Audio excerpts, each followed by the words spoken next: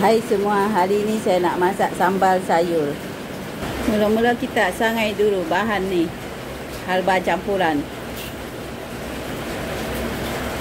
Selepas sangai kita kisar halus, kita ketepikan. Kita panaskan minyak, kita goreng dulu sayuran kita. Carrot, bawang merah kecil dan juga kacang panjang. Kita goreng sekejap.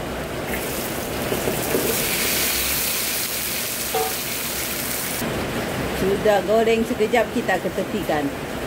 Selepas itu kita masukkan bahan bawang putih, bawang merah halia saya dah tumbuk kasar, kiri kering.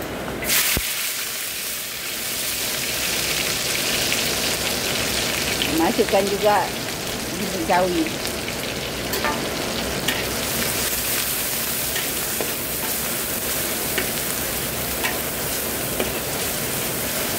Tumis sekejap. Masukkan serbuk ciri dalam 3 atau 4 sendok makan.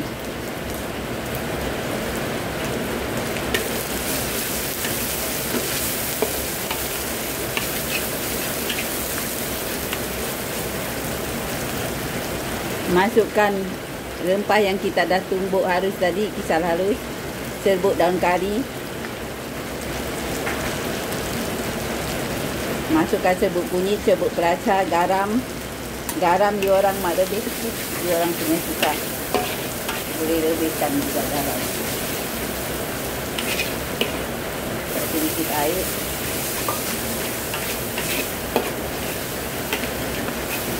Kita tumis sekejap.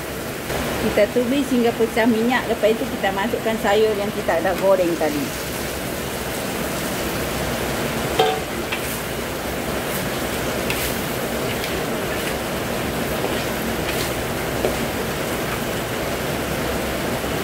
Masukkan air asam jawa.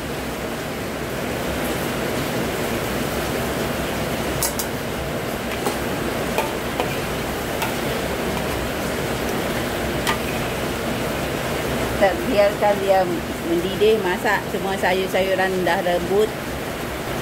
Sambal sayur kita sudah siap. Dia punya sayur semua dah masak, dah empuk, bawang semua. Dia punya kuah sudah pecah minyak macam ni. Diorang perasakan garam dia secukup rasa dan bolehlah dihidangkan.